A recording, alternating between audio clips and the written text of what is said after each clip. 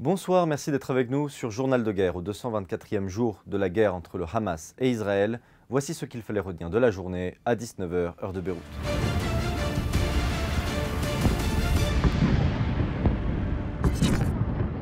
Nous commençons par un récapitulatif de la situation à la frontière libano-israélienne. Les attaques israéliennes perpétrées vendredi contre le quartier de Najarieh, dans le Casa de Saïda, ont fait à l'heure actuelle 3 morts, dont un Libanais et 2 Syriens, et plusieurs blessés. À l'issue des multiples frappes qui ont touché la zone susmentionnée, Hussein Roder Mehdi, un cadre du Hezbollah, aurait perdu la vie après qu'un raid aérien a ciblé un véhicule. 3 Syriens auraient été également blessés. Une troisième attaque a été menée contre une usine de pierre à Najarieh, causant la mort de au moins 2 Syriens, blessant 2 autres personnes et entraînant la disparition de plusieurs autres individus. De son côté, le Hezbollah a revendiqué l'attaque visant vendredi des tentes qui hébergeaient des officiers et des soldats israéliens en réponse à l'assassinat jeudi de 2 de ses combattants à Khan. Par ailleurs, le parti pro-iranien a également ciblé la caserne de Ramim. Enfin, des images diffusées par Al-Manar qui montrent ce qu'elles affirment être une attaque contre un poste militaire israélien dans le nord d'Israël à l'aide d'une nouvelle arme décrite comme un drone d'attaque équipé de roquettes S-5.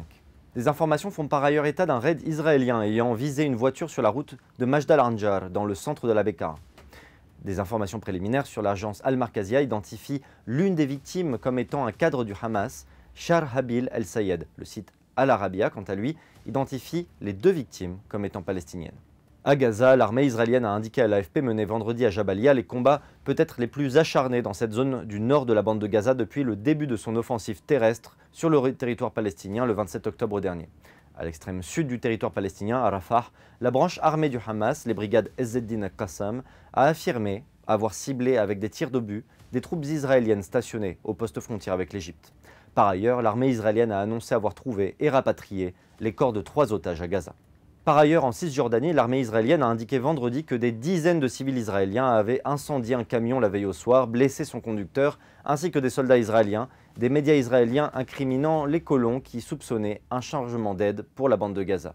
Bilan humain depuis le début de la guerre à 19 h, heure de Beyrouth. Du côté israélien, 1200 morts sont officiellement recensés par l'État hébreu depuis le début du mois de novembre 2023, un chiffre qui n'a toujours pas évolué, selon les données officielles, malgré des annonces régulières de soldats tués dans les combats. L'armée israélienne a toutefois partagé les noms de 280 soldats israéliens tués depuis le début du lancement de l'offensive terrestre à Gaza. De son côté, à Gaza, le ministère de la Santé a recensé près de 35 303 morts parmi les Palestiniens depuis le 7 octobre.